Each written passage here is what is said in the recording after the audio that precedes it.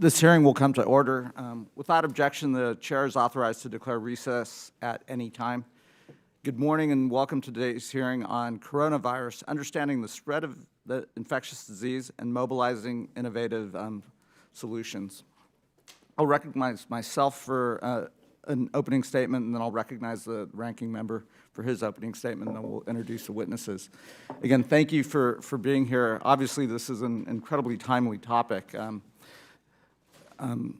COVID-19 is not the first pandemic we're going to ever deal with, and certainly it's not going to be the last one, but it is incredibly important that we come together as a nation and as a planet to get ahead of this, address it, and come up with the treatment for it. If we think about the basis of global health security, it's a three-pronged approach: containment, mitigation, and then treatment.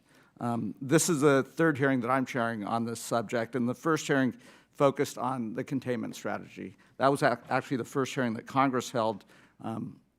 Conclusion of that was the initial strategy of trying to contain this disease with travel bans, et cetera, was likely not going to be successful. Very difficult. I think what China did was ambitious. It bought us some time. But most of us in the public health world, and I'm a physician by background and ran a large public health system, recognize that we would likely see community cases. It would be very difficult to stop the spread of this disease. The second hearing we had, which was last Thursday, was on mitigation, largely looking at testing, and this was last Thursday after the first community spread case hit my home county of Sacramento, where a patient was hospitalized at the University of California, Davis Health System, where I used to practice. What we discovered was, the testing criteria were probably too rigid, that we were missing a lot of community tests, and we also started to discover the ability to test folks, the availability of test kits, et cetera, was largely not there. I'm pleased to hear the Vice President yesterday. Things are ramping up, but we probably did lose quite a bit of time, and we are likely going to see many more community cases, probably in all of our congressional districts. So we still, there's a lot to be learned from kind of the bureaucratic breakdown that prevented us from rapidly getting those tests out there. Today's hearing is focused on treatment based on science and what we can learn from how this virus initially developed, what we can learn from looking at the Chinese response. We now have a big data set. How did they manage folks? China is a communist country, so they were able to do things that we can't do as a democratic nation. We respect individual rights and individual freedoms here, but there is still a lot that we can learn from how they did surveillance, et cetera, especially given the breadth of contact tracing that we likely are going to have to do based on the community cases that we're going to see all across the United States.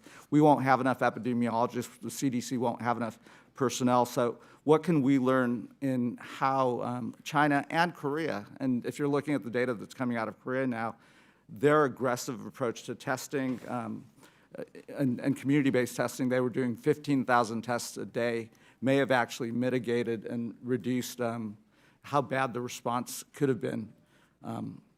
So I think that's going to be incredibly important. We're also going to look at the science of, how is this spread? How efficiently is it spread?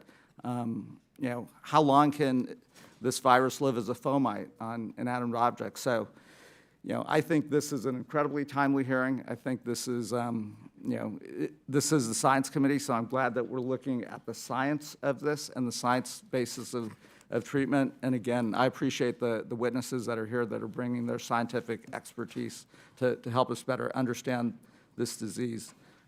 With that, the chair now recognizes the ranking member, Mr. Lucas, for his opening statement. Good morning, and thank you, Dr. Barrett, for holding this important hearing as we deal with an emerging and rapidly evolving situation with the spread of coronavirus, COVID-19. According to the Centers for Disease Control at this time, most people in the United States have little immediate risk of exposure to the virus. However, public health experts also advise us a pandemic is likely, so we must gather the facts and be prepared. Today, I hope our expert witnesses can provide important information we can share with our constituents. I also hope we can learn what tools are needed to detect, predict, and prevent the next pandemic. COVID-19 was first identified in Wuhan, China in December of 2019. Since then, the World Health Organization has reported over 90,000 confirmed cases and over 3,000 deaths spread throughout 76 countries. In the United States, the CDC has reported at least 152 confirmed cases and 11 deaths. We know that for most individuals, the illness is not serious, but we're still getting information on the death rate. The impact on vulnerable populations is particularly concerning, though, and my thoughts are with the individuals and families that have been affected. This is not the first global pandemic in modern times, and I'm quite certain it won't be the last. Just over 100 years ago, the world faced one of the deadliest pandemics in history, the 1918 avian flu pandemic, also known as the Spanish flu. It killed an estimated 50 million people worldwide, including over 600,000 people in the United States. Since 1980, outbreaks of emerging infectious diseases have been occurring with greater frequency and have been causing higher numbers of human infections than in the past. The vast majority of these infections are initially caused by the spread of the disease from animals to humans. A Sars outbreak in 2003 and an avian flu outbreak in 2006 were wake-up calls for the American public health system, and Congress made considerable investments in improving our nation's capacity to detect and respond to pandemics. We would be in a much worse position without those investments. I'm confident that the U.S. government has the tools necessary to deal with this. We have the best scientists in the world with NIH, CDC, and in our universities. Their work has yielded considerable advancements in health technology, disease surveillance, and predictive modeling, as well as medicine, drugs, and vaccine development. With the integration of technology like artificial intelligence and the greater availability of data, researchers are now able to identify and track outbreaks faster. Last Congress, we also modernized the Pandemic All Hazards Preparedness Act to set up a framework to deal with precisely this type of outbreak. While significant progress has been made, gaps remain, and a severe pandemic like the novel coronavirus could be devastating to the global population. As the human population has grown, so has the livestock, swine, and poultry populations needed to feed us. This expanded number of hosts provides increased opportunities for viruses from birds, cattle, and pigs to spread, evolve, and infect people. To better understand how zoonotic diseases like avian flu, swine flu, Ebola, Zika, Sars, and now coronavirus spread and operate, we must invest in basic research to learn more about the interconnection between people, animals, and plants in shared environments. Yesterday, the House passed a supplemental appropriation bill to address the response and the development of a vaccine. I supported the bipartisan bill, and I hope my colleagues and I can work together on a long-term strategy to prepare for any global pandemic we may face in the future. Our top priority is the health and welfare of the American people. I'm pleased the President has created the Corona Task Force. This interagency group is working to monitor, contain, and mitigate the spread of the novel coronavirus while ensuring the American people have access to accurate and up-to-date health and travel information. The best thing Americans can do right now is to follow the guidance of CDC. Many of their recommendations are simple ones you'll learn from your mother. Wash your hands, do it thoroughly and frequently. Cover your mouth, cough or sneeze, avoid touching your face. Stay at home if you're sick. I want to thank the witnesses for taking the time to come here to share their expertise and insights with us during this crucial time to help keep Americans safe, healthy, and secure. And with that, I yield back the balance of my time, Mr. Chairman. Thank you, Mr. Lucas. If there are members who wish to submit additional opening statements, your statements will be added to the record at this point. At this time, I'd like to introduce our witnesses. First, we have Dr. Suzan Murray. Dr. Murray is the Program Director for the Global Health Program at the Smithsonian's National Zoo and Conservation Biology Institute. Next is Dr. John Brownstein.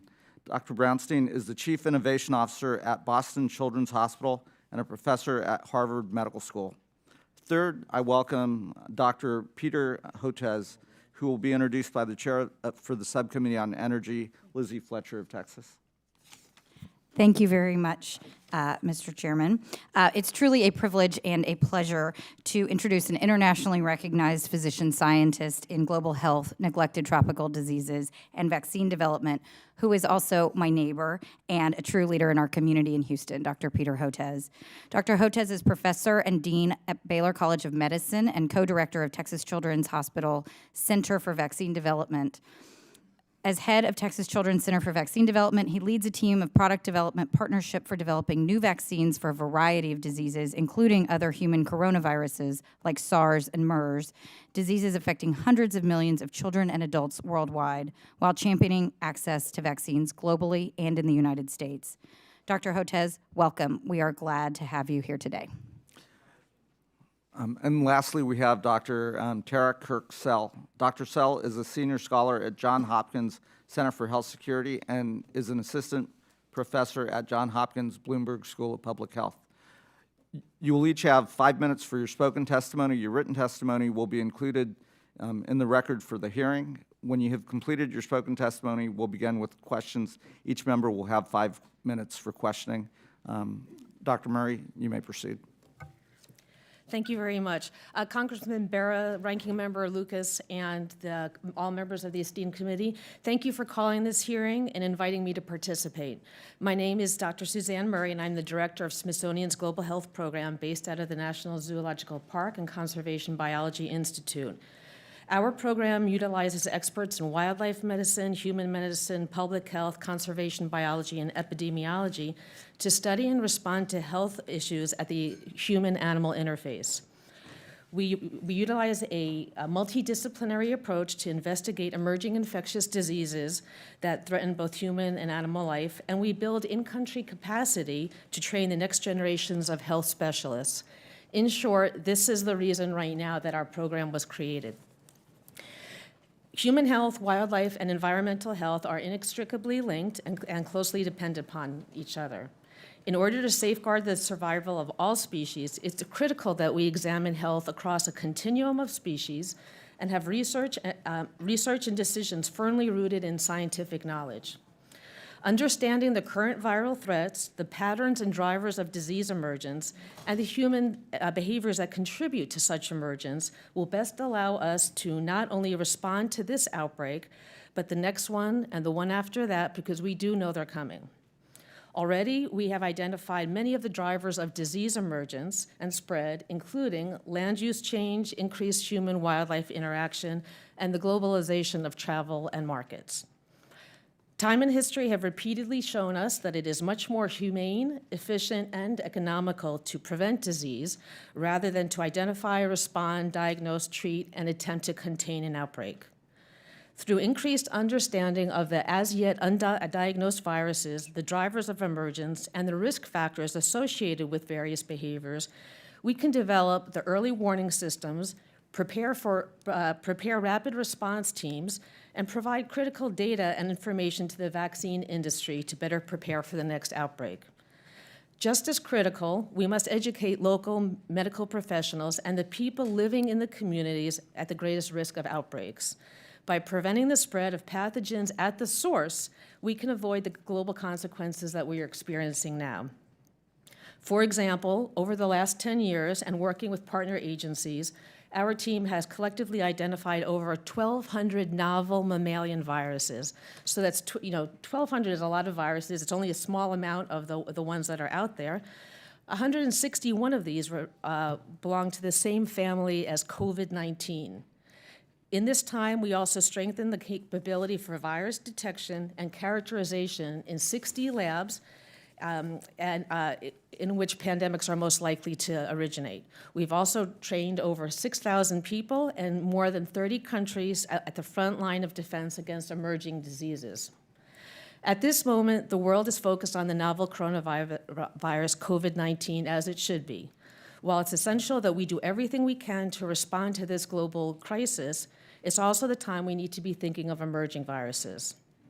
The next global pandemic is not a matter of if, but when and where.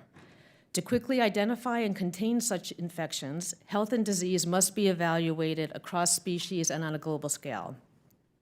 While he might not have imagined it in this context, Ben Franklin was right when he said, "An ounce of prevention is worth a pound of cure." When it comes to outbreaks, the costs of responding to a crisis can dwarf the upfront investment in research and education. Beyond the clear moral obligation to protect human life, there are staggering financial benefits from focusing on preventative measures. For example, the human and economic toll from the West African Ebola outbreak was massive. More than 11,000 people lost their lives, and well over $4 billion was spent globally. In case of the Sars epidemic of 2004, the estimated global financial impact was between 30 and 50 US billion dollars, and the current COVID impact, while still evolving and a dynamic situation, is expected to be on orders of magnitude higher. Advancements in the detection of novel pathogens show that the most efficient way to respond to and contain an outbreak is through the coordinated wildlife and human surveillance. While we estimate there are 1.7 as yet unknown viruses, about half of which can infect human people, and some lead to new pandemics. As of now, there are no coordinated programs to work in high-risk regions to identify these unknown viruses, get their genetic sequences into labs, and identify ways to reduce risk of them emerging. Our best defense against spreading diseases that make their way into the human population is through research and education. While we cannot stop every disease outbreak, we can reduce their frequency and build the capacity for a rapid global response when they do occur. Thank you once again for this hearing and your interest in this pressing and important topic. I look forward to answering any questions you might have.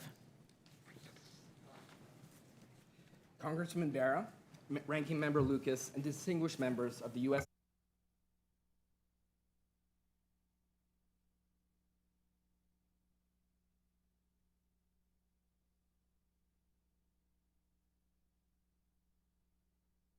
Dr. Brownstein, could you turn your mic on? That would help. Congressman Barra, Ranking Member Lucas, and distinguished members of the U.S. House of Representatives Committee on Science, Space, and Technology, thank you for inviting me today to speak with you. Today, I'll describe ways that novel technologies like artificial intelligence can help detect, monitor, and predict emerging infectious diseases. I'll also discuss how non-traditional sources can supplement existing epidemiological techniques. But as I describe the good news about such advances, I don't want to sugarcoat the bad, for the current federal investments in disease surveillance are inadequate and transient. We urgently need federal and local investment in new technologies for public health surveillance and response. Such investment will augment the capacity of public health to implement new ways to monitor the health of populations. It will deepen our understanding of community-based morbidity and mortality. It will also save lives. This is the goal of my team at Boston Children's Hospital, where we develop innovative surveillance technology, where we use freely online information to provide insights to both public health agencies and the general public. We did this for the H1N1 influenza pandemic, H7N9 avian influenza, Ebola in West Africa, and now COVID-19. These platforms and our research have ultimately played a critical role in that innovative surveillance technologies can help detect, monitor, and ultimately mitigate the impact of these diseases. Our inaugural project, Health Map, which is available to the public, brings together disparate sources from a variety of data streams to help provide a unified view of the world of infectious diseases. To do that, we use AI, machine learning, natural language processing, all to organize that information and make it available. Here's an example. On December 30th, 2019, the platform alerted us to an unknown viral pneumonia. That turned out to be one of the earliest signals of the current COVID-19 outbreak. Using AI in modeling of epidemics is one of the areas of research offering vast insights into the potential burden of disease and where it spreads. Machine learning models can predict where a given virus may arrive next. That lets us inform public health organizations about how to respond. Predictive modeling can also be used with data like prior disease history, weather, travel patterns, laboratory data, symptom surveillance, all together through AI help us exchange information, conduct surveillance, and measure public response to the events and response. It is also critical to support sentinel surveillance of disease. Sentinel surveillance allows public health officials to identify signals early, impacts and disease burden in the community. One such example is Flu Near You, which is a crowdsourcing platform for symptom surveillance in the US. It offers two advantages. One, it identifies individuals who may be ill but not seeking medical attention, and it's in real time. Our team has now augmented this tool to improve with COVID-19 surveillance.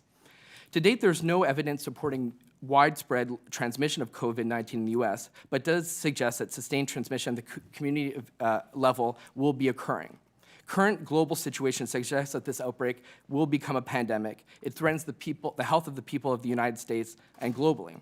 The COVID-19 outbreak also demonstrates some reasons for optimism. It demonstrates what we can accomplish when the scientific and humanitarian disciplines unite around a common goal. We understand that each outbreak might require a slightly different approach to monitoring response, but there are key updates and metrics that we need in every single outbreak. There are questions that we must ask. How many new cases are there? What is the geographic spread? Are healthcare workers infected? We can help answer these questions by using both digital disease platforms along with traditional surveillance. We aggregate data from a variety of these sources in real time. There's an epidemiological expression that expresses what we want, prioritizing sensitivity over specificity. In English, this means that risking some false positives to uncover more of those who are sick. These platforms do that. They aggregate everything available to provide stakeholders with a snapshot of the current view of the situation. Those within the realm of infectious diseases often say it is not a matter of if, it's a matter of when. We continually need support for initiatives to make an impact both domestically and globally through infectious disease monitoring and surveillance. By investing in our neighbors and promoting health initiatives outside of our borders, we help reduce the threat of an outbreak reaching the United States. There's another essential step to being prepared: long-term support of the Centers for Disease Control and Prevention and for local departments of public health.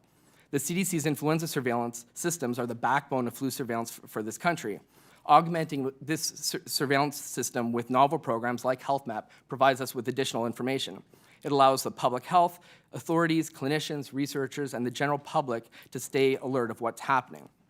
And this is why I urge this committee to make sure the United States provides sustained investment in the fundamental needs of disease detection and surveillance. That means investments domestically and around the world. Non-traditional data sources and enhanced data processing through AI and machine learning have proven their worth. They support traditional surveillance. They aid in the developing of a clear path and a picture of an existing or potential infectious disease threat to human health. You have shown through your thoughtful leadership on these issues in the past, and now we need your help again. For with your continued support, we can not only strengthen the public health community, we will protect the lives that we serve. Thank you again, and look forward to your questions. Dr. Hotez. Thank you very much, Dr. Barra, Chairman Barra, Ranking Member Lucas, Congresswoman Lizzie Fletcher. Thank you for that very generous introduction. And I'd also like to acknowledge my fellow Texan, Congressman Pete Olson. It's an honor to be here. I always get thrilled when I have the opportunity. I've been doing this for 20 years to address committees in Congress. It's still a special thrill for me. I'm a vaccine scientist and a pediatric scientist. I was previously chair of microbiology at George Washington University just down the road, and then a decade ago we moved to Texas to create a unique school for emerging and neglected tropical diseases, and also to create a unique center for vaccine development. And the need was this: there is an urgency to create vaccines for diseases which don't make money. So we took this on with the idea of pioneering not only the interesting science, but also a new business model. And the business model part we haven't quite figured out yet, because we're trying to make vaccines for diseases no one else will make. So we have a schistosomiasis vaccine now in clinical trials, a leishmaniasis vaccine that we hope will advance to the clinic soon, a hookworm vaccine in clinical trials, a new Chagas disease vaccine that's moving into the clinic. I like to say these are the most important diseases you've never heard of. These are some of the most common afflictions of the world's population, but they mostly occur among people who live in extreme poverty. And so there's no model to figure out who's going to pay for them. So as a consequence, neither the biotechs nor the big pharmaceutical companies make those vaccines. And for reasons that we'll explore this morning, we also took on a decade ago the interesting problem of making coronavirus vaccines, because we recognize these as enormous public health threats, and yet we have not seen the big pharma guys and the biotechs rushing into this space. So we partnered with a group at the New York Blood Center and the Galveston National Laboratory to take on the big scientific challenge of coronavirus vaccines. And I say a scientific challenge because one of the things that we're not hearing a lot about is the unique potential safety problem of coronavirus vaccines. This was first found in the early 1960s with the respiratory syncytial virus vaccines, and it was done here in Washington with the NIH and Children's National Medical Center, that some of those kids who got the vaccine actually did worse, and I believe there were 2 deaths in the consequence of that study. Because what happens with certain types of respiratory virus vaccines, you get immunized, and then when you get actually exposed to the virus, you get this kind of paradoxical immune enhancement phenomenon. And we don't entirely understand the basis of it, but we recognize that it's a real problem for certain respiratory virus vaccines. That killed the RSV program for decades. Now the Gates Foundation is taking it up again. But when we started developing coronavirus vaccines, and our colleagues, we noticed in laboratory animals that they started to show some of the same immune pathology that resembled what had happened 50 years earlier. So we said, oh my God, this is going to be problematic. But we collaborated with a unique group that figured out how to solve the problem, that if you narrow it down to the smallest subunit, the piece that of what's called the receptor binding domain that docks with the receptor, you get protection, and you don't get that immune enhancement phenomena. So we were really excited about that, and we proposed this to the National Institute of Allergy and Infectious Diseases. They funded it, and we wound up actually making and manufacturing, in collaboration with Walter Reed Army Institute of Research, a first-generation SARS vaccine. So SARS was the one that emerged in 2003. And then this new one, of course, we call the SARS-2 coronavirus. We had it manufactured, but then we could never get the investment to take it beyond that. So that was really unfortunate, because we had the vaccine ready to go, but we couldn't move it into the clinic because of lack of funding, because by then nobody was interested in coronavirus vaccines. When the Chinese started putting up the data on bioRxiv in January, February, we saw very close homology between the two and realized that we may be sitting on a very attractive coronavirus vaccines. Now we're working with NIH, and we'll work with BARDA and others to get the funding, but now we'll have that lag. And these clinical trials are not going to go quickly because of that immune enhancement. It's going to take time. And so, and unfortunately, some of my colleagues in the biotech industry are making these inflated claims. You've seen this on the newspapers. We're going to have this vaccine in weeks, or in this and that. What they're really saying is they can move a vaccine into clinical trials, but this will not go quickly, because as we start vaccinating human volunteers, especially in areas where we have community transmission, we're going to have to proceed very slowly, very cautiously. The FDA is on top of that. They have a great team in place at the Center for Biologics Evaluation Research. They're aware of the problem, but it's not going to go quickly. We're going to have to follow this very slowly, cautiously, to make certain we're not seeing that immune enhancement. So now we're hearing projections a year, 18 months. Who knows? This is not going to go quickly. The bottom line is, had we had those investments early on, to carry this all the way through clinical trials years ago, we could have had a vaccine ready to go. So we've got to figure out what the ecosystem is going to be to develop vaccines that are not going to make money. The big pharma companies are still not going in. Some of the biotechs are starting to, because they're trying to really accelerate their technology and use it, and hopefully to flip it around for something else that will make money. We need a new system in place, and I'm happy to explore that with you more during the questions and answers. Thank you. Thanks, Dr. Hotez. Dr. Sell. Good morning, Vice Chairman Barra, Ranking Member Lucas, and members of the committee. Thank you for inviting me to speak about my research on crowd forecasting and misinformation. This research in context of COVID-19 and ways to support research that improve outbreak response. Traditional disease surveillance is critical during infectious disease outbreaks. However, this information can be supported with tools to help support decision-making. One such tool is crowd forecasting. Crowd forecasting consolidates the diverse opinions of many into hard probabilities for future outcomes. This is helpful in gauging the most likely outcome, but also for understanding the uncertainty about that outcome. Over the past year, my research team, in partnership with a group called Hypermind, developed a crowdsourced disease prediction platform and asked forecasters to make predictions about outbreaks. For instance, we asked about the growth of Ebola in the DRC, the spread of measles in the United States, and how many U.S. counties might see cases of Eastern equine encephalitis.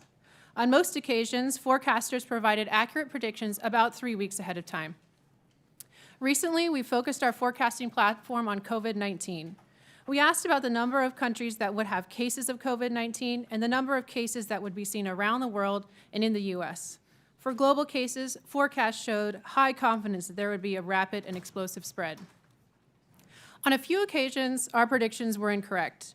We think this is probably because forecasters didn't have enough information to make accurate forecasts. Essentially, there's no magic here. If disease surveillance information is lacking or is delayed, forecasters don't have any information to go on. This underscores an essential research need for the current COVID-19 outbreak. That surveillance, both within the U.S. and globally, is essential. Another area of my research, misinformation during disease outbreaks, has emerged as a challenge during the COVID-19 outbreak and highlights the need to transparently and rapidly share information. Health misinformation can be defined as false health-related information and can range from the promotion of fake cures to rumors about the origin of the outbreak. Misinformation can substantially impede the effectiveness of public health response measures, increase societal discord, reduce trust in governments, leaders, and responders, and increase stigmatization. My team and I analyzed misinformation during the 2014 West African Ebola outbreak, one of the most recent examples of a fear-inducing disease event for the U.S. public. In our analysis, we found that about 10% of the Ebola-related tweets had false or half-true information. We also saw that more tweets with misinformation were political and seemed designed to promote discord. Another finding with parallels to COVID-19 was the identification of rumors, often focused on government conspiracies. Although we have not been able to do a systematic analysis of COVID-19 misinformation, we have seen the spread of false information, including recommendations for false cures that could be harmful, like drinking chlorine dioxide, blaming specific ethnic groups, and conspiracy theories about various governments creating the virus as a bioweapon. Response to misinformation requires a nuanced approach and further research to best determine the ways forward. While the solutions will be complex, one thing that is critical is the prevention of an information void that can be filled with false information. Members of the public need accurate and timely information to help them make sense of what is happening in the outbreak. As I advocated for improved disease surveillance earlier, this shows the need for a better collection and communication of disease information in a transparent and rapid manner. From my experience in conducting research in response to emerging disease outbreaks, I believe that we need to reduce the impediments and disincentives to doing rapid and timely research during these events. One hurdle to overcome is the slow process to establish federal funding streams for research during a response. My research was funded by awards from private groups prior to the outbreak, which provided the flexibility to shift gears towards COVID-19. And while the development of vaccines and countermeasures are critical, social, behavioral, and epidemiological research are also important. The best treatment cannot be effective without knowing where the disease is and who it is affecting. The best vaccine cannot change the course of an outbreak if people refuse to take it. And the best public health response cannot be implemented if members of the public don't cooperate. My bottom line message is this. We need to support the systematic collection and rapid dissemination of information about outbreaks. As the issue of misinformation grows, a dedicated effort to understanding the best ways to combat it will be needed. Even after the COVID-19 outbreak is over, emerging outbreaks will still be a continuing concern. The federal research space needs to evolve towards a more rapid approach to meet this threat. Thank you. Thank you, Dr. Saul. Before we proceed, I'd like to bring the committee's attention to a letter that Chairwoman Johnson received in preparation for today's hearing. Letters from Johnson & Johnson highlights their global response to the COVID-19 virus. Without objection, I'm placing this document and Chairwoman Johnson's opening statement in the record. At this point, we'll begin our first round of questions. The chair recognizes himself for 5 minutes. Dr. Hotez, you touched on some of your research into developing a coronavirus vaccine and a Sars vaccine. I think it's incredibly important. Since Dr. Saul just talked about information and misinformation, we've heard quite a bit about how quick we're going to get a vaccine, how quickly that'll be available to the public. And I think just this morning, I woke up to a news alert that said a Cambridge, Massachusetts biotech company had come up with a vaccine that they've sent to Dr. Fauci to start looking at testing and so forth. But I think we've got to be honest with the public so we don't give them false hope. And perhaps if you could just go through a timeline on what vaccine development is going to look like in the best case scenario, then to clinical trials, and then to potential public availability. Sure, thank you for that question. So I think what we're going to see over the next few weeks to months is several vaccines will enter into a pipeline of clinical trials. Hopefully ours will be one of them. You mentioned the Moderna vaccine out of MIT. Theirs certainly will be in there. Probably Inovio is another one. There's about 5 or 6. J&J may have one as well. About 5 or 6, maybe a couple more. But then it's going to go into a bottleneck, and that bottleneck are the clinical trials, phase 1, phase 2, phase 3 trials. In spite of what the anti-vaccine lobby likes to claim, that vaccines are not adequately tested for safety. In fact, among the pharmaceuticals, vaccines are the single most tested pharmaceuticals we have for safety, and it takes time. And because you have to initially do an injection in normal human volunteers, show that it's safe, and then you proceed stepwise to show that it actually works. And now, because of this immune enhancement phenomena, you have the added complexity because you want to make certain that those volunteers, when they're immunized in an area of community transmission, don't actually get worse. And so the FDA and CBER, which again, I can't emphasize enough how lucky America is to have that group, some of the best public health vaccine scientists in the world, are going to follow this very closely, stepwise. And the best case scenario, and that's not quick, right? That's going to take best time. Case scenario, Dr. Hotez, and Dr. Fauci said at least 12 months. He's definitely right, at least 12 months, but whether that means another year after that, maybe 2 years, it really depends on the safety signals that we're seeing with these vaccines. Okay. And the ability of our commercial pharmaceutical sector to quickly ramp up and develop the vaccine and make it commercially available, is that going to be an issue, or do we have that? Yeah, I mean, there's a lot of being thrown out. There's a lot of press releases from the biotechs, and some of them I'm not very happy about, frankly, because I think it's telling only half the message. It took us years to develop our recombinant protein vaccines.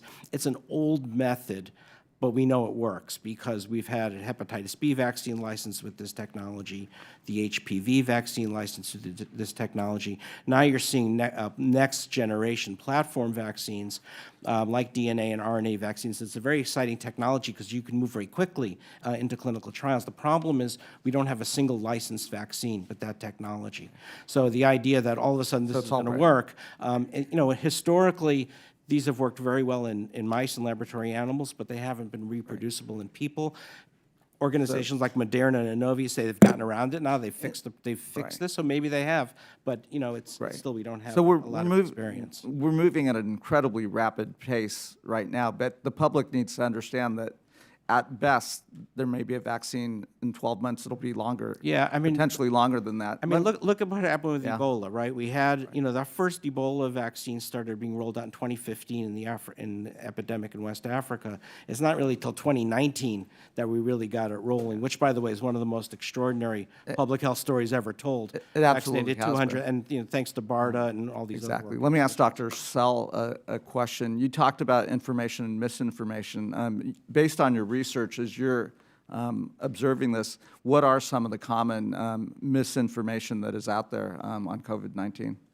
Yeah, so I think that there's a range of different misinformation. So there's misinformation about false cures, and there aren't any cures right now, so all that is false. There's misinformation about sort of government conspiracies that someone else started the disease. And I think there's also misinformation about the disease, what characteristics it has. I think there's a lot that we don't know, and so there's that information void that people are just filling with their ideas.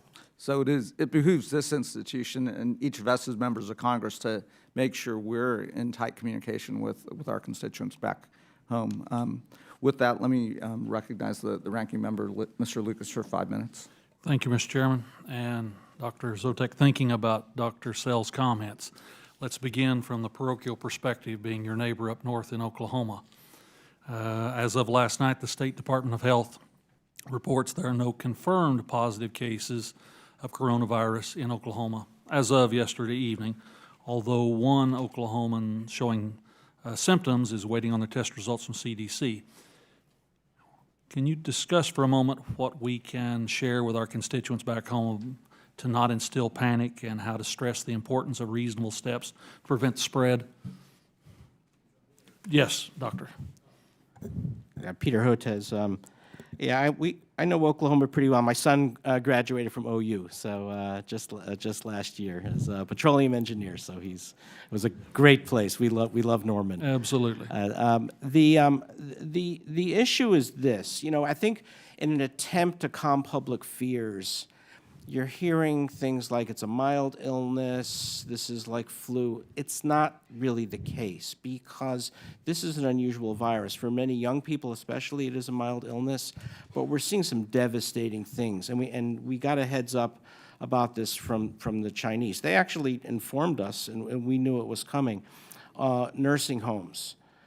Look what this virus did in that nursing home in Kirkland, Washington. It rolled through it like a train, right? It's at least 7 deaths so far in a nursing home of about 100 people. So this is like the angel of death for older individuals. We need to go back and support all of our nursing home. I don't know what we're doing wrong, but clearly that nursing home is not prepared for this, and I'm going to guess nursing home across Oklahoma are not prepared as well. Also, our healthcare providers. We saw in Wuhan 1,000 healthcare providers got sick, and we had at least 15% severely ill and in ICUs. And that is very dangerous because not only do you subtract those people out of the healthcare workforce, but the demoralizing effect of colleagues taking care of colleagues is going to be devastating. I mean, the whole thing can fall apart if that starts to happen. We saw this with Dallas. So I was on Governor Perry's task force for infectious disease, and those 2 ICU nurses, when they got sick, it was really devastating. And finally, the governor had to call the Health and Human Services Secretary, CDC director, said, look, normal ICUs can't take care of these patients. We've got to get them out of here. So you don't want to see those kinds of situations. I'm worried about our first responders. We're already seeing in Washington State how they're already in quarantine. So does that mean we're going to have to bring in the National Guard? I think that's going to be another big issue as well. So those are the 3 vulnerabilities that I see right now in a place like Oklahoma. And how should our constituents back home react to that, the average JQ public out there? Well, I think the average GQ public needs to hear from its elected leaders, from the governor, from the public health authorities on what the plan is. I mean, don't just get up there and say this is a flu, this is a mild illness. One, it's not true, and people in Oklahoma are pretty smart. They'll figure that out pretty quickly. And second, explain what the risks are. These are the 3 vulnerable populations that we have to worry about, and here are the steps that we're doing to mitigate that. That's what people will appreciate. Dr. Murray, as you mentioned in your opening statement, approximately 75% of emerging infectious diseases originate in zoonotic pathogens. You estimate there, you said 1.7 million unknown viruses yet to be discovered, around half of which are capable of infecting people. Could you expand, elaborate on the current state of research to improve surveillance in these diseases and where gaps may exist now as we look towards the future about addressing future challenges? Yes, thank you very much, and I also appreciate that while we're trying our best to address the topic at hand of a lot of ill people, we do need to be thinking of the next virus and the next virus. I also think that the CDC has done a wonderful job of looking at and studying human health, and if we're going to do our best job to prevent future viruses from jumping, I think one of the missing components is indeed wildlife health. If 75% of the viruses come from wildlife, it makes sense that we look at that juncture of both wildlife and human health. We also, this virus is termed a novel virus, right? It's new. It's new to the people. I don't think it's new to the bats, and that's right. That's an important point. And then some of our other colleagues here have been talking about modeling and how important that is. Modeling gives us a greater information now as to what COVID will be doing within the US and within other countries. We also have groups of modelers who look at the forefront, the stages before emergence, and look at the data that we have to try and determine where are the hot zones, what are the risk factors, and behaviorally, what are people doing to put themselves in danger. Those are really, really important ways for us to get ahead of the curve and catch the viruses before they come out. As part of the team that we've been on, which is a USAID program called Predict, we have a team of modelers who look at viral emergence, and they're able to determine for each different virus how many, as we collect more and more data, what percentage of the viruses that we know are characterized, and how many more are likely to be out there. Latest estimates are less than 1%, of the viruses we know are less than 1% of the viruses that are out there, meaning there's over 99% viruses in wildlife waiting to jump into humans. That's staggering, and that's really one of the things that we need to look at. Thank you, Mr. Chairman. My time's expired. The gentlelady from Oregon, Ms. Bonamici, is recognized for 5 Thank you, minutes. Dr. Barra and Ranking Member Lucas. This emergent coronavirus epidemic is a top concern for Oregonians, and I'm glad we're having this hearing today. In Oregon, we currently have 3 individuals who have tested positive, 2 of whom are in the district I represent. Plus, I have an additional couple of constituents still in Japan who had been on the cruise ship there. We know further community transmission is likely. It's clear from the tragic deaths in Washington how this virus can spread quickly and cause serious harm. And so let's take a moment to reflect on those who have lost their lives in our neighboring states of Washington, and now we understand there's a reported death in California as well. All the affected friends and family of those people, we need to take this seriously. I also want to recognize the tireless efforts of our public health officials in Oregon and the Pacific Northwest and across the country. I know they've been working around the clock to coordinate our response. For the past several days, I've spoken with our Governor, Kate Brown, and many state and county public health officials and school superintendents. We had a school closed in Oregon for a couple of days, healthcare providers, and everyone has emphasized the need for robust funding. And I'm glad we passed the bill with strong bipartisan support in the House here yesterday. I hope they get it over the finish line soon in the Senate.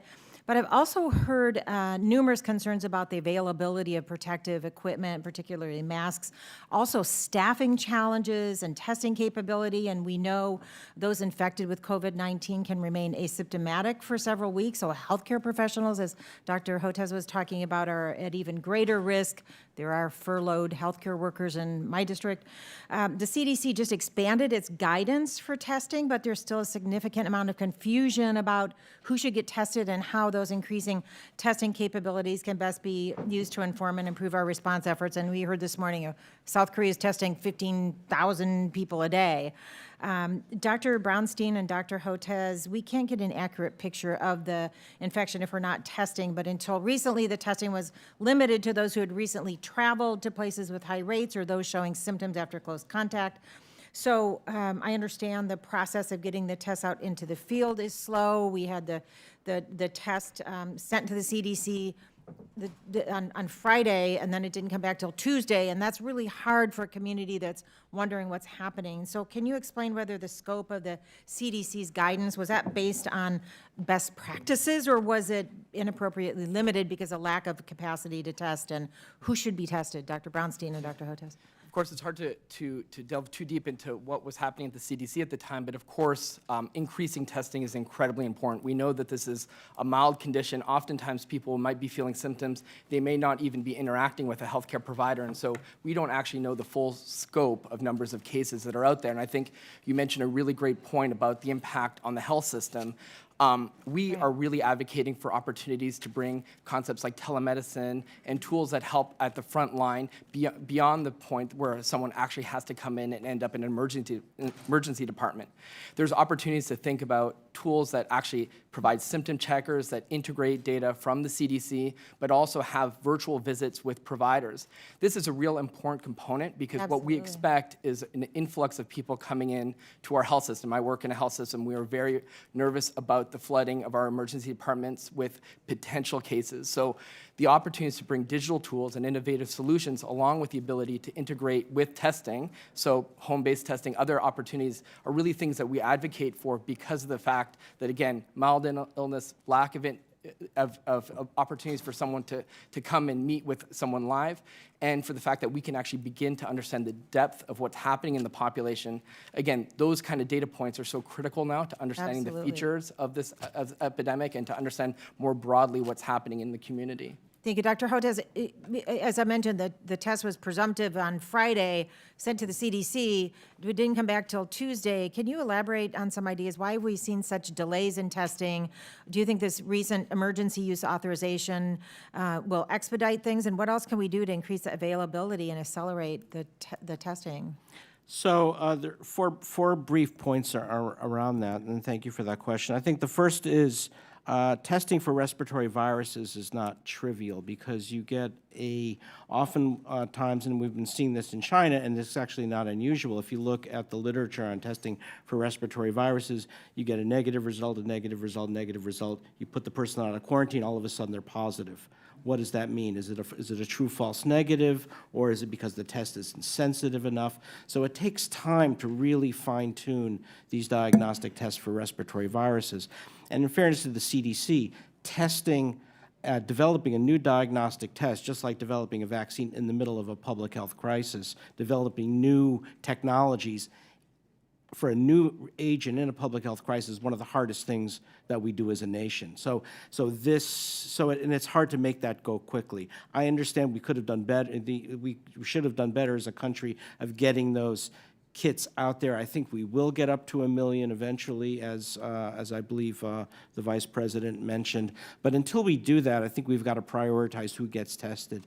And my recommendation would be that we focus the testing strategically around protecting our three most vulnerable populations that I mentioned, our older residents and nursing homes and places of assisted living. They're highly vulnerable. The mortality among them is 10 to 15%. Healthcare providers, those who interact with the healthcare providers, and protecting our first responders, because if they go down, then again, everything collapses. But then, even after that, I think the other thing that not a lot of people are talking about, even then, is this is not adequate, right? If we have to wait hours or days for the test result, it's of limited use to us. What we need is like what we have now for a rapid flu test. We need to get a rapid test for that. Thank you. My time's long expired. I yield back. Thank you. Let me recognize the gentleman from Florida, Mr. Posey, for 5 minutes. Thank you, Mr. Chair, for calling this an important hearing. I only regret that it conflicts with a members-only briefing on almost the exact same title taking place simultaneously. And thank you, witnesses, for the important work that you do every day, thinking about ways to combat public health threats. There's a common theme across your testimony, and that's pretty much when there's a crisis, all eyes turn to you. But when the disease or the crisis moves off the front pages, the public loses interest, and then the funding goes away. You didn't say this part, but I'll say this also, that when Washington sees a problem, the habit is to throw billions of dollars at it and say, look, now we've done our job, and hope for a good result, and move on to the next issue. And of course, there's always the finger pointing and blaming based on, as you well pointed out earlier, much information and disinformation. That's really regrettable, and I think the American people are getting a little tired of that. But Dr. Murray, working with partner agencies, you state you've successfully identified over 1,200 novel wild-borne illnesses, including 161 of which belong to the same family as COVID-19. I think most of us in the room are wondering what the risk to humans is from those viruses as well. I have 4 related questions that I'll ask you. Thank you very much. I'll try and be quick in my response. So in addition to identifying the viruses, we also have a team of modelers who helps us identify where to look in the world. We also have a team of phylogenists and virology experts who then rank all these viruses If we had enough money to look at every country, every species, every animal, we would, but we don't. So we really try and use funds effectively. So we identify the countries in which are most likely to be a problem, the species that are most likely to transmit lethal diseases to humans, primates, bats, and rodents. And then of those 1,200 viruses, they're ranked according to the families that are most likely to cause a problem for human health. And that's where we spend the majority of our time and resources. Influenzas, coronaviruses, filoviruses, and paramyxoviruses are some of the most important families. Just to add on to what my colleagues here have said, it is the time funds are an issue, and the program that I'm describing is just in the process of being closed down. We're actually holding our closeout session on March 17th at the Museum of American Indian, in case anybody would like to join us, because we'll be reporting on a lot of what we've done over the last 10 years. My suggestion would be this is not the time to lean out, but it'd be the time that we need to be leaning in. Yeah. What percentage of the viruses have the potential to jump to humans? Just swag it. I mean, just. So of the 1.7 as yet unidentified viruses, about 50% of those have the potential to jump to humans, and that's based on the receptor sites and where they can attach to the trachea.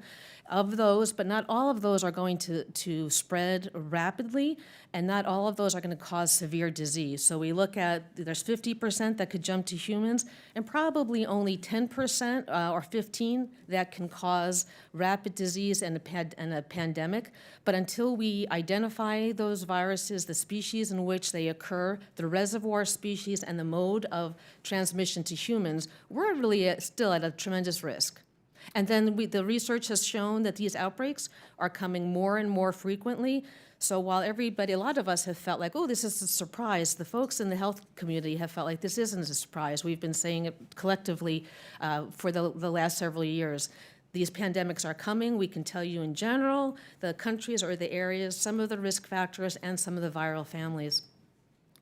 Well, you answered my next two questions about the percentages already. So for the final question, how do you think we best prioritize research? You know, is there a good process to set research priorities in place? I think a lot of what we're doing right here, and thank you for this hearing, it does bring everybody, a lot of the same folks into the room to help identify some of the issues.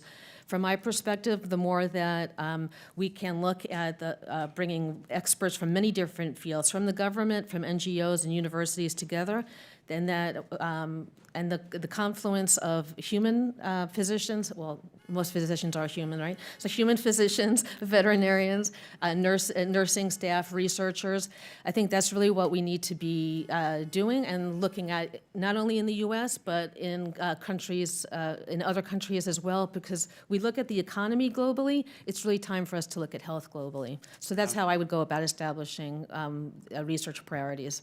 Thank you. That beats crisis du jour. Thank you for your questions. Thank you, Mr. Posey. The gentlelady from Texas, Ms. Fletcher, is recognized for 5 minutes. Thank you, Chairman Bera. I want to get right to the questions. I thank all of you for being here for your testimony. It's very important. I want to follow up with you, Dr. Hotez, on your opening comments with a question and then open it up to the panel to weigh in with your thoughts. But kind of following up on what Mr. Posey asked as well, in your opening comments or your statement, you mentioned your work developing a vaccine for SARS, and you asked the question, what will the ecosystem be for vaccines that don't make money? And that seems to be an appropriate question for this committee and for the Congress of the United States to be tackling. So I would like to ask you what you think that ecosystem should look like, and then get others on the panel to weigh in on that question, and also touch a little bit on what Dr. Murray said about kind of the global nature and something we have discussed before as well. Where can we partner with other countries in doing this work, and where can we have a national response and a global response? I'd love to get your thoughts and then open it up to the panel. Well, thank you very much for that question. I mean, there is some good news to this. You know, we're very blessed to have the National Institute of Allergy and Infectious Diseases headed by Dr. Fauci, who's been very committed to this problem. And, you know, if it wasn't for NIAID and NIH, I wouldn't even be here, right? They've really worked hard around trying to fix this problem. The issue is it's not enough, and it doesn't. And the problem is, is if you talk to Tony, if you talk to Dr. Fauci, he'll say, "Look, Peter, I'm not a venture capitalist. I can't just hand over money. It's got to go through study sections." And the issue is, the study sections oftentimes will get dinged and get turned down from an NIH grant because they'll claim what we're doing is not innovative.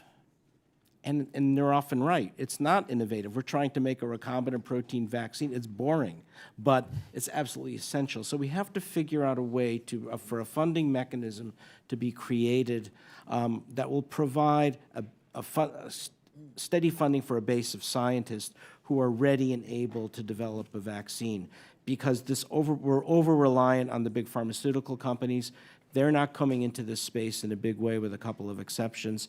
The biotechs, some of them are in it, most of them are in it, not so much for the specific vaccine, but it's a device to accelerate their technologies. So we've got to figure out a mechanism to create fund a group of scientists working in an area where they'll develop vaccines in the nonprofit sector. We've had Walter Reed Army Institute of Research for years. They've been hit very hard. We could restore that. That would be one way. We have this great VRC Vaccine Research Center at the NIH, and there's a couple of others like ours, the University of Maryland Center for Vaccine Development, our Baylor College of Medicine one, and Texas Children's. But each one has to be bigger, and each one has to be, and we need more of them as well. I'll just add also my thanks to the NIH, because I also wouldn't be here without support from specifically the National Library of Medicine and their efforts to really train the next generation of data scientists in health. Specifically around your question around vaccines, I think it's really important to think about the comments of Dr. Murray and think about the next event, right? Of course, we need to be focused on the current coronavirus, but we're going to see likely another event, another likely coronavirus event. We saw SARS, MERS. Is likely that we should be thinking about universal vaccines around coronaviruses as opposed to maybe something very specific around this event that ultimately will prepare us for the next pandemic that we'll see in the future. I think the more that we can be thinking about those next events, and they will occur, the better off we'll be for the next one. Thank you, Dr. Brownstein. Dr. Sell, you had a...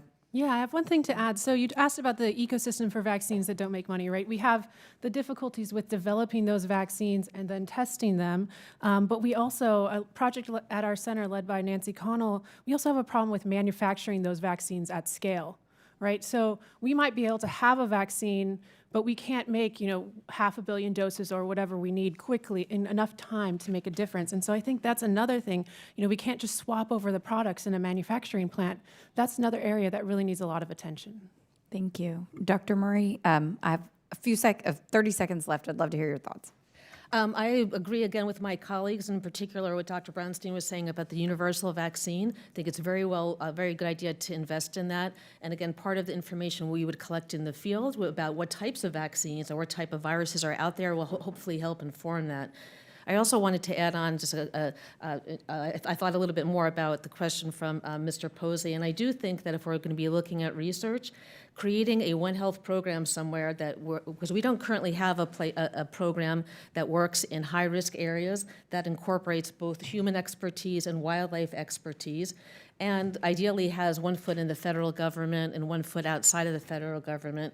It would be great if such an institution were here somewhere in D.C., and perhaps a Aristotle institution that already exists. Thank you very much. I have gone over my time, so I will yield back. Thank you all. Fletcher. The gentleman from Texas, Mr. Cloud, is recognized for 5 minutes. Thank you, Chairman, and thank you all for being here to help us address this very important topic. I appreciate the healthy discussion over some of the misinformation that's come out sometimes with political goals in the dispersion of it. Also appreciate you educating us just really on some of the real scientific challenges in addressing a situation like this. I wanted to see, Dr. Murray, if in the effort of giving good communication on this, if you can give us kind of backtracking, give us kind of an understanding of why are we dealing this? Where did this coronavirus come from? How is it unique? How is it spreading? Oh, thank you very much. I'd be happy to do that. And I think we could probably share the answer to that question as well. In terms of what we know are that bats, primates, and rodents are the species that are most likely to carry these viruses that transmit to humans, and the coronas in particular. And our team has already discovered several other coronaviruses in China with 97 to 98% homology to this virus, meaning so they're very closely related. And we also developed these trees so you can determine how closely this virus is related to the other coronas. We found some in Myanmar that are not closely related and not likely to cause disease. So, and we also have behaviorists looking at what are the risks associated with bats. In a lot of countries, bats provide a lot of protein, and people do eat bats. But if you think through it, the risk might not be the person in a restaurant eating a fully cooked bat. Perhaps the risk is the women in the back who are preparing the bat without the gloves and without the masks and along with children, and then take it home. So trying to understand the cultural norms and human behavior patterns that contribute to these sorts of things. A quick shout out to OSTP because we also have a pandemic preparedness forecasting science and technology panel that looks at these sorts of things. And collectively, this past year, we at Smithsonian hosted a two-day workshop looking at bringing together the soft sciences and the hard scientists, the modelers who look at human behavior and also the hard scientists that look at what the virus does. So we believe that wildlife markets and the wildlife trade are a really huge risk in general. And the risks are different whether you're in Africa or Asia.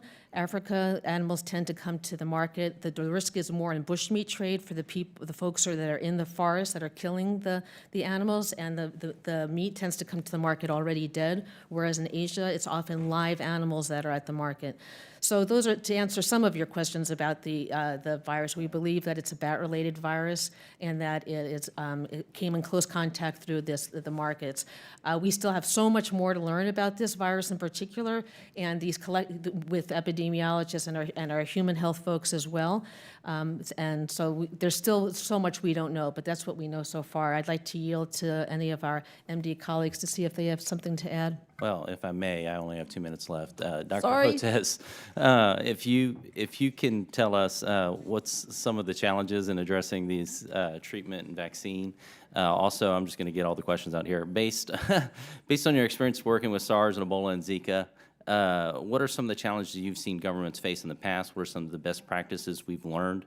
And what's some of the things that we can use toward addressing this? And then if you can answer that, and if there's any of you want to jump in and finish the timeout. Yeah, two points. So we need more vaccines, and trying to do this in the middle of a crisis is very difficult, right? I mean, we have an N of 1, the story with Ebola, maybe cholera vaccines in Yemen. So we want to start doing this now. And one of the other problems that I'm seeing is through NIAID and BARDA, we have an incredible mechanism for supporting vaccines. So clearly the U.S. is the global leader in this. We need some of the other countries to start pitching in and help supporting global health technologies. If you look at the funding, public funding globally, the U.S. is by far the number one, UK maybe second, the European Union, and then the bottom falls out. So we see a lot of underachievement among the G20 countries. China's doing very little. Japan, not much, a little bit. Korea's starting now. I'm on a board called the Korean Right Fund with the Gates Foundation. Brazil needs to step up. All the BRICS countries need to step up. So we really need to put this on the agenda of a G20 summit to say, look, the U.S.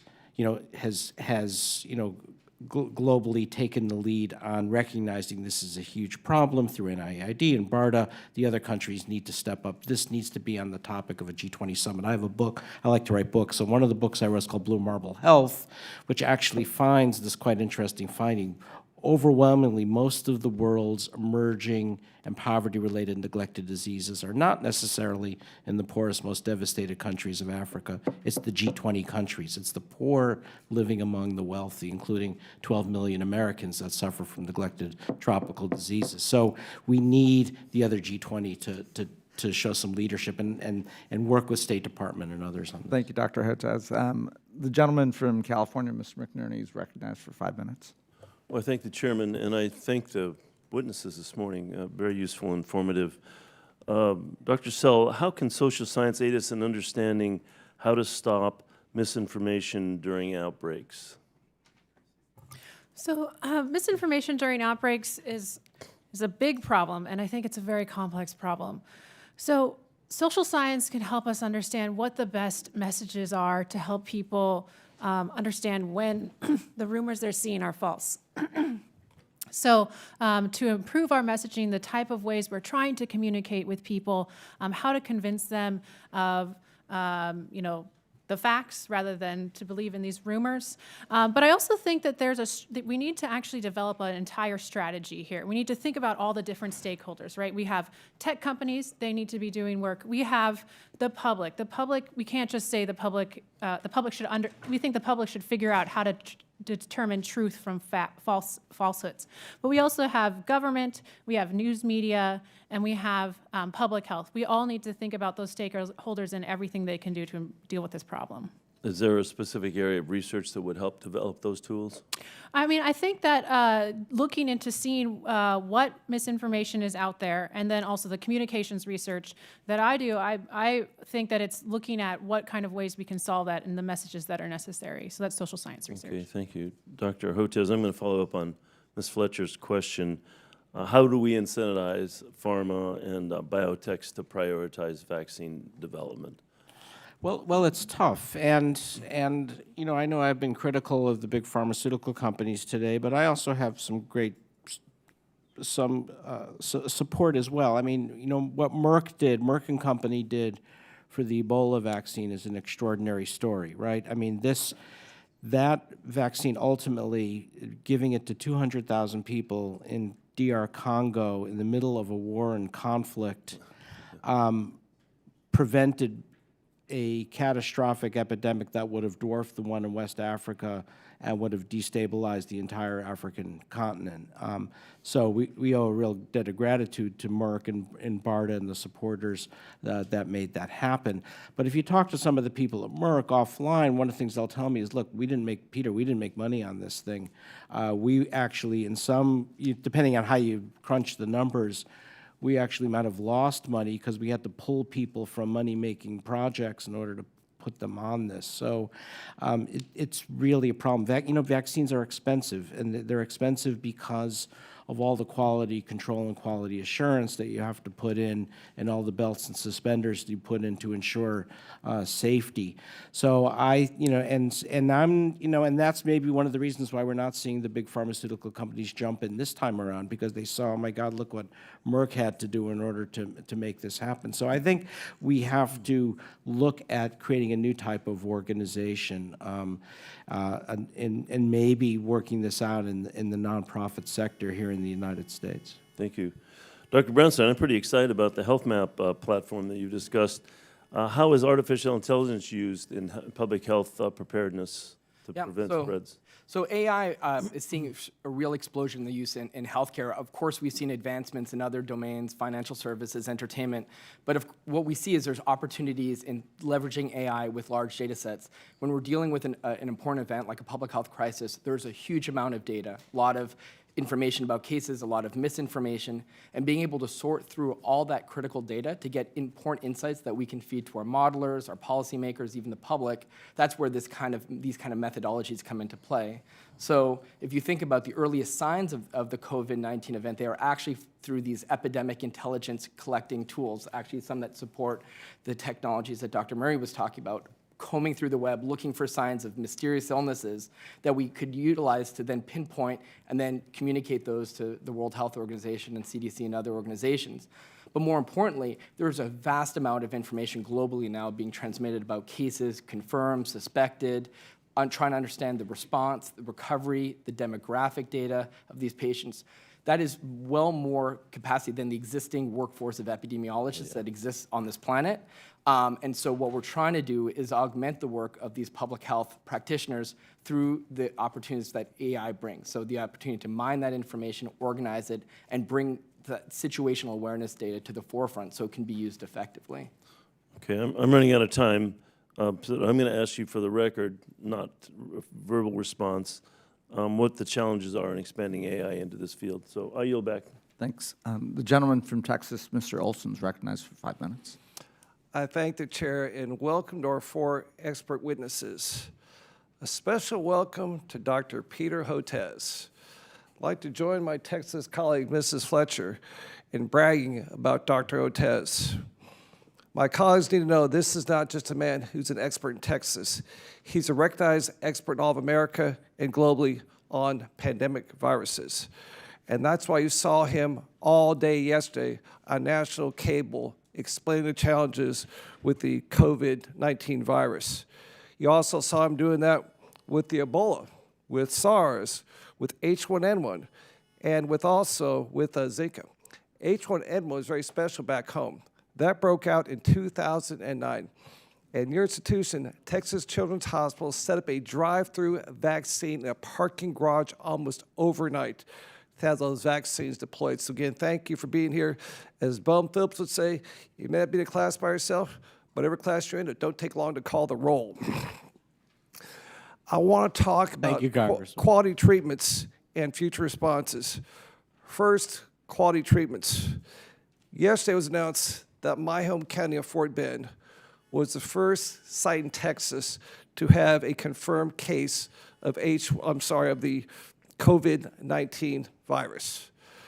The man, don't know too much, the man was 70 years old. He had traveled overseas, no confirmation, went to China, Iran, or Italy, and he's now quarantined in a local hospital. As Dr. Sell mentioned, a lot of people right now are living in fear that this disease is among the people of my hometown. And those fears may cause people to do something that's not very wise and sometimes very foolish.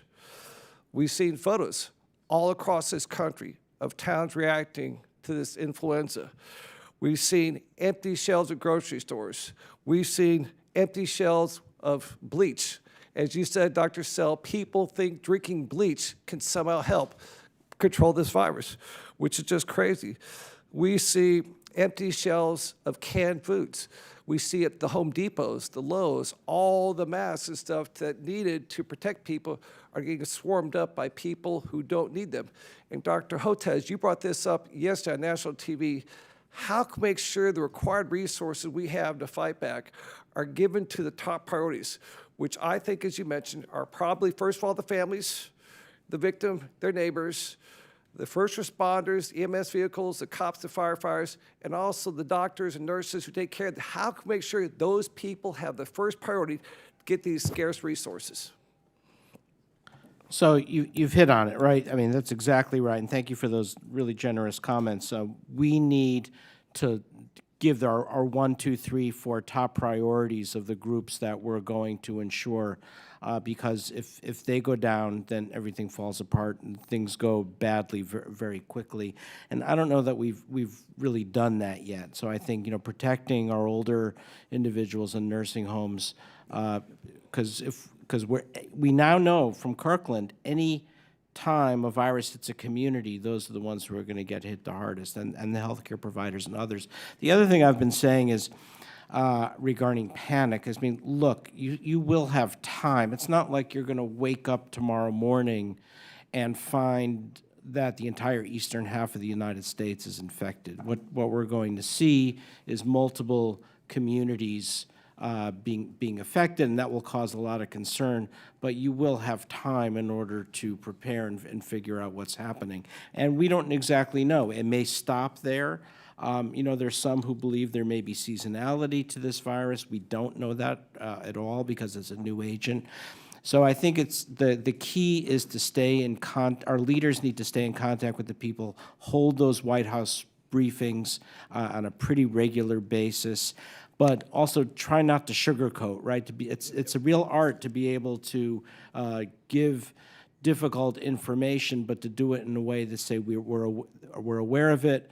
Here's what we're doing about it. And I think we've been through this before. One of the things that I've noticed in the 20 years that I've been following pandemics, it started with anthrax in 2001, then SARS in 2003, H1N1 2009, as you point out, Ebola 2014, and then we go to Zika, and now this. The same thing happens every time. It takes us a little bit of time to get our arms around it. There are always stumbles in the beginning, and a lot of that has to do with the federal government and the state governments have to figure out all over again how to work together. So there's always seems to be that new relationship building that has to happen, and then eventually we get it right, and this will happen again. So, and that's, I think, the other thing that we want to see is the press not piling on too much when mistakes happen. Good luck with that.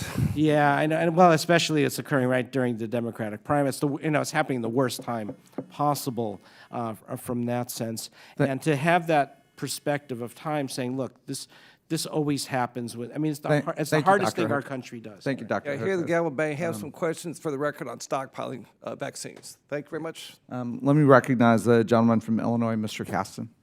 Thank you, and thank you all for coming. I want to follow, if I could, a little bit on the questions Dr. Barra asked at the start about vaccine development. Dr. Hotez, thank you for clarifying that we're not going to have this vaccine for a year or so. Can you just share a little bit some of the risks of bringing a vaccine to market too early?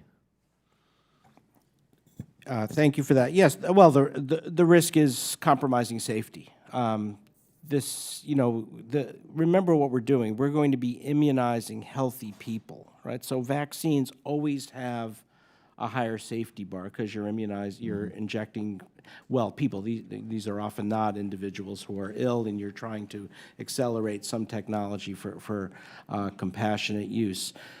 And our FDA, our CBER, has one of the best track records in the world in ensuring safety, and we have one of the best monitoring systems in the world on ensuring safety. We have these 4 systems in place: the vaccine adverse reporting system. We have, and many times people think that's the only thing we have. We have a redundant system of four tracks that follow this. So we know how to do this. We know how to ensure that vaccines could be developed and tested safely. Don't try to pressure FDA CBER into doing something that breaks with that, because if we start rolling out a vaccine too quickly, and it's shown that a number of those individuals are getting worse because of this vaccine, which we know can happen with certain respiratory virus vaccines. We've seen it with RSV. We've seen it with in laboratory animals with other coronavirus vaccines. Then people will lose confidence, and not only confidence in the coronavirus vaccines, but our whole vaccine safety network. With an unvaccinated population, given some of the early data, seems to suggest that those who are most at risk are the elderly, immunocompromised. We're not going to have and healthcare workers. Yeah, so we're not going to have a vaccinated population. Presumably, other complications that people have may be at risk. As you look through sort of our broader healthcare ecosystem, do you see other medications that we may be where increasing focus on some of these non-coronavirus drugs may be the thing that is ultimately going to hurt people? Are there other places we should be looking in the ecosystem right now? Well, remember, vaccines are the highest bar there is. So even though that's going to take, whatever time it is, there are other technologies out there that'll get deployed more quickly. I think we'll probably have antiviral drugs a little. Sorry, I'm asking a sort of a different question, and maybe it's my own lack of knowledge. If I already, let's say, as an example, I'm taking immunosuppressants because I just had a liver transplant, and all of a sudden I come down with coronavirus. Coronavirus may not be the thing that does me in, but this other thing does. So if we look at the populations that are most at risk from getting a bad flu, are there other sort of drugs and pharmacologicals that community is disproportionately taking that we should be concerned about, or maybe a little focus there might protect some of these folks? I don't know. I'm not nothing. I'll have to think about that a little bit more. But you're right. I mean, I think we don't have. Remember, this is a new virus agent, and there are differences in the U.S. and the Chinese population. We haven't seen a lot of data of people with immunosuppressive drugs. So I don't think we really know what that Yeah, is. just use that as an example. So people on Humira and all, I don't think. Yeah, we know my that. concern is just all these people who might be needing insulin, might be needing statins, other things. Shifting with a little bit of time I have left, Dr. Sell, I appreciate your comments on not spreading misinformation. And just with the little time we have left, all of us are going to be back in our districts next week. We all have certain platforms that we can speak to. Given what you researched on Ebola, and without making this a political conversation, as you look at what's going on right now, are there specific pieces of misinformation that trouble you? And if you were in our shoes, what would you love to see us saying to the country this weekend? You bring up something that's very important because influencers like you have one of the biggest roles in spreading the truth about the disease. That's actually borne out by the research. So I think when you go home to your constituents this weekend, I think people might be afraid. And I think this is a concerning disease. We can't sugarcoat it. We have to say this is serious. We need to think of it and think about the ways that we can prepare. Research has shown that people really want to know more about the actions that they can take rather than the risks that they have to worry about. And so, the CDC has a lot of advice out there. Wash your hands, use respiratory etiquette. I think people also want to think about how they can be prepared, how they might take care of a loved one. If a loved one is sick, but not serious enough to be in the hospital and we're limiting how many people we're trying to take care of in hospitals, so how we might care for sick people at home, and think about, stockpiling prescription meds and things that you might need, and you don't want to be at the store when there's, a lot of sick people or whatever. I think that actions are really what people need to hear right now. Thank you. I yield back. The gentleman from Ohio, Mr. Gonzalez, is recognized for 5 minutes. Thank you, Mr. Chairman, and thank you for our witnesses.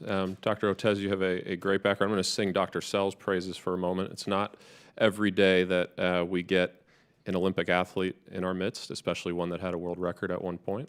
Do you still have it, by the way? No, someone took it a couple years ago. Still unbelievably impressive. I don't think any of us have world records in our history. Could be wrong. Certainly for nothing as impressive as what you did. But of all the accomplishments and things I respect most about Dr. Sell, it's the fact that she has my wife's unyielding admiration and appreciation that means the most to me as a college teammate of yours. So I want to start by asking about the role that diagnostics play in forecasting accuracy. I just left a briefing where it's very obvious that we did not and still probably do not have the number of diagnostics available with respect to coronavirus today. So when it comes to your forecasting accuracy, what role does having robust diagnostics play in the process? Well, that's a great question. Diagnostics, and thank you very much for the introduction. Diagnostics have an incredible role to play because the way that you look for information out there about the disease determines what you'll find, right? So if you're only looking for people who have a travel history, you're never going to say, oh, we have community transmission, because every case you find will have a travel history. And so I think that being able to use rapid diagnostics, like the flu test or these other things, is really important so that we can know those more mild cases and we know the range of disease and where it is. Great. And then, did you have, sorry.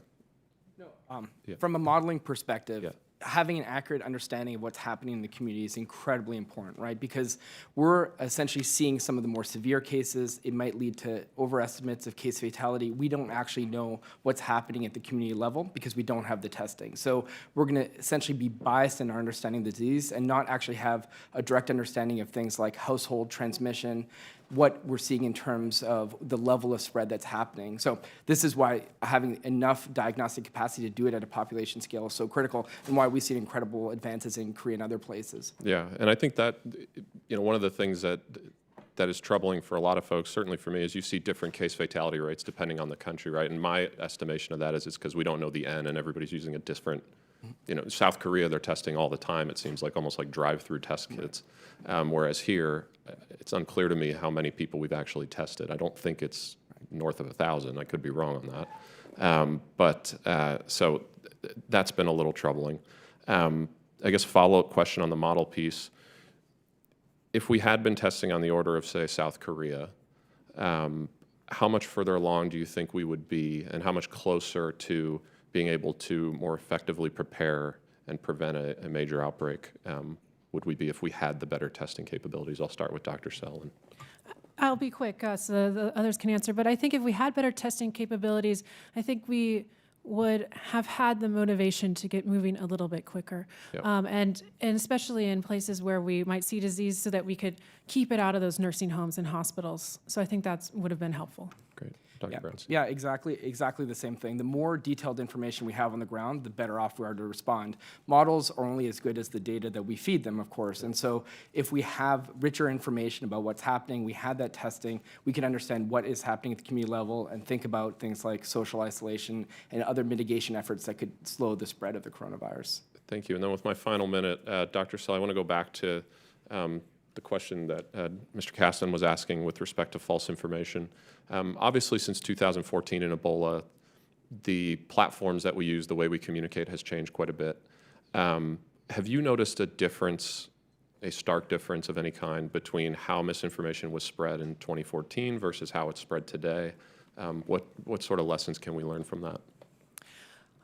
This is an opinion without an analysis behind it, but I think that the spread of misinformation has been much more rapid. We know that in some cases it's been coordinated, and I think that it spreads across multiple platforms very quickly. We have these echo chambers, and we had echo chambers in 2014, but where this information just bounces within people who have the same belief systems, and so it's very hard to change that. Okay. Thank you, and I yield back. The gentleman from Illinois, Mr. Foster, is recognized for 5 minutes. Thank you, Mr. Chairman, and to our witnesses. I've been sitting here trying to synthesize from your testimony what a coherent plan to actually, do something over the next decades that would really move the ball in this. And so the first step, it seems to me, is to actually characterize the up to 1.7 million potentially transmissible viruses. And I think there may be hope for developing technology so we can see the sort of, 1.7 million sounds like a big number, but with technology development, you might be able to bring the cost down. And then to potentially do things to mitigate transmission from the animal reservoirs. And there are things like gene drives and other things. They just did. They're talking about releasing mosquitoes that can't transmit certain parasites. That sort of approach might be important. Secondly, to simply identify the conserved sequences across broad classes of these. There was an example of this actually in my district, Argonne National Labs, where they recently solved a protein called NSP15, which is conserved among coronaviruses, is apparently involved in the replication of the virus as a very attractive drug target, but actually do something that would sort of persist over a time longer than Congress's attention deficit disorder, to actually stay focused on a handful of attractive targets or a large number of attractive targets and develop these for drugs, both as treatments and vaccines. And here I perceive there's a real difference, that you can potentially do things quickly for treatments, but the vaccine problem is much tougher because of the clinical trial bottleneck. I don't know if there are any great breakthrough ideas so that if you have thousands of potential viruses and everything about them understood, but you haven't done the clinical trials on them, and you identified targets, but you still need clinical trials, are there any ways to accelerate that, or any potential technologies out there? That seems like an unsolved problem from your testimonies. And then fourth, developing high-volume general-purpose manufacturing that's on standby, which is something Dr. Sell mentioned. This seems like it's something where you can throw money at the problem. If there are really general-purpose technologies out there, and there's a lot of overlap with this, frankly, with money we're spending on bioterror defense, and it may be that's the exact same equipment that you need. And so I'd be interested in, well, first off, have I missed any big parts of this? Are there significant things? I think the rapid detection is something you mentioned that's sort of a parallel track from this. If I may add just one other component to this, which is this idea of a national or international service around disease forecasting, right? We've done this for the weather, right? Like a national service for weather where we collect data from NOAA and make predictions. That does not exist today in disease forecasting. And if there was investments to be made, in addition to important pipelines around manufacturing, it would be developing a way to predict the sort of the next coronavirus-like pandemic. Yes, Dr. Hotez. Yeah, I think you point out a very good bottleneck that, that clinical testing does take time. There has been a lot of effort to apply innovation towards streamlining clinical safety testing.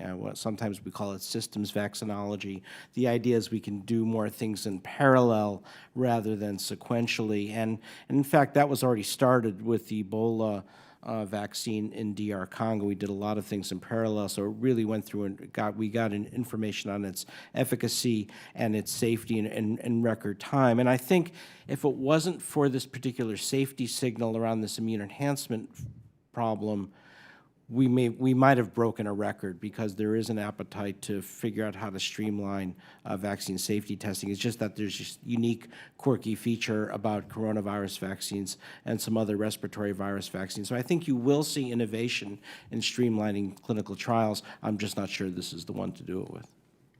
I had one other addition. I think that when we come up with these tools, they're interesting and they exist out there, but we really need a way to sort of integrate them into practice. And so I think practice-focused research at public health agencies and the CDC is really important to making sure that we actually move research into actually making a difference on the ground. And have there been, big studies that actually come up with, here's the holistic plan, here's the rough budgets? Is this something where it was done 15 years ago by the national academies and ignored by Congress? Or is that they're actually in the need for, okay, let's just sit down and in an international context come up with a plan that has those elements that I mentioned and others? Dr. Murray? Yes, if I can answer part of that. To answer the first part of your question, there is a group that's newly formed, the Global Virome Project, that is looking at the 1.7 million as yet unknown viruses. Their goal is to identify and characterize all of that, much in the same way as the Human Genome Project started out and provided a wealth of information. We have had for the last 10 years a global program looking at human and animal health, as well as syndromic surveillance in country, laboratory building. That's the one I was describing that's just in the process of shutting down now. I would suggest that this is not the time for the U.S. to be pulling out, but if we have a program that's doing it, if anything else, we need to continue and expand and incorporate more of the type of folks we have here. And part of that program also had what Dr. Sell was working on, I'm sorry, too. I guess I'm exceeding time here. We're going to try to get one last question in, since they called votes on us. The gentleman from Virginia, Mr. Byers, recognized. Mr. Chairman, thank you very much, and thank you all so much for being here. This incredibly important topic. And as Dr. Hotez, it's nice to see you again. 30 years after first coming across your incredible landmark work on hookworm vaccines, so good luck. I want to start by submitting a letter I led yesterday, supported by 60 members of Congress, sharing my concern about the ineffective White House response, the lack of a chain of command, sharing of conflicting information, et cetera. So, and how we stand ready to improve it. So, if there's no objection, Mr. Chairman. And Dr. Sell, first with apologies, I hate asking yes or no questions because they tend to be gotcha questions here. So please know that time allowing, there'll be time for paragraph questions later. But I'd like to make just a quick point. So 5 yes and no questions would be helpful. Okay. And then we'll move. First, the World Health Organization says that the death rate from coronavirus is over 3% of those infected. Do you have any reason to believe that the actual figure is a fraction of 1%? A fraction of 1%? Yeah. Yes. Okay, thank you. Would you say that the World Health Organization statistics on the spread of the novel coronavirus are false? No. Will we have a vaccine soon or within a few months? No. Are we likely to get a quick cure? By cure, do you mean a treatment? Well, I would have to say possibly, because there's drug trials. Okay, great. And should Americans who have the coronavirus symptoms or believe themselves to be sick go to work and risk spreading the disease? No. Would you generally agree that all these statements are false? Uh, The panel. Well, let me go on.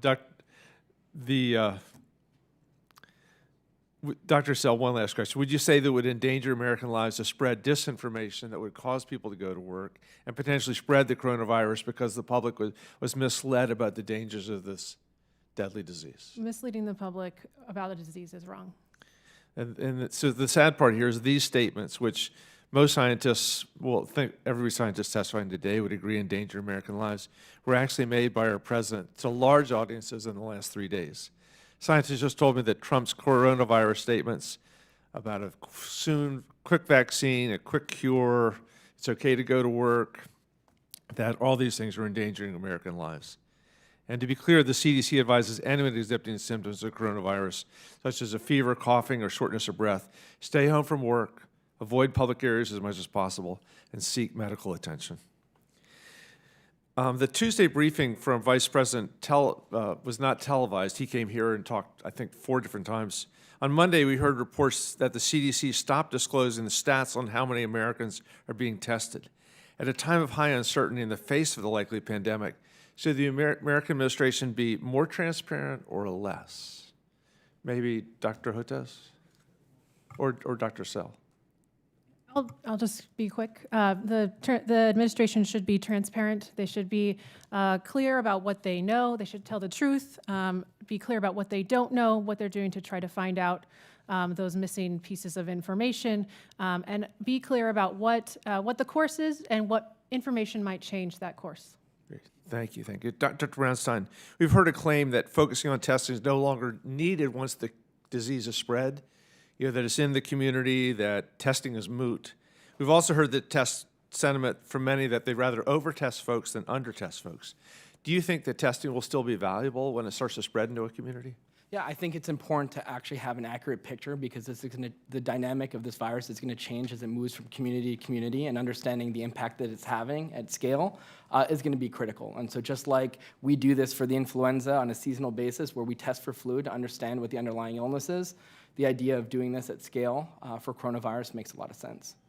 Yeah. Dr. Hotez, you've done so much work on vaccines over the decades, and you've testified earlier quite well about it. What's the best the American people can hope for in terms of a quick vaccine or a soon vaccine or? Well, I think it's really important to remember that vaccines are not quick. And that has a lot to do with vaccine confidence in the United States because, as you know, we have a very aggressive anti-vaccine movement here in this country. And as of the last couple of years, it's affecting public health, right? Measles came back in 2019 because of the anti-vaccine movement. Historically, when we've had measles epidemics, it peaks now, late winter, early spring, so we may be battling 2 epidemics. We still have 16,000 Americans who've died of flu, including 100 kids, most who are not vaccinated. So I think it's really important not to tell the American public that we will have a quick vaccine, because that's not how it works. We have to reassure the public that we don't give out vaccines unless they're thoroughly tested, and they are the most thoroughly tested pharmaceuticals we have for safety. And Mr. Chairman, as I yield back, I just want to thank Dr. Hotez, too, for leading the fight against the anti-vaxxers and that misinformation. Thank you, Mr. Breyer. Before we bring this hearing to a close, I want to thank all of our witnesses for testifying before the committee today. The record will remain open for 2 weeks for additional statements from members and for any additional questions the committee may ask of the witnesses. With that, the witnesses are excused and this hearing is now adjourned.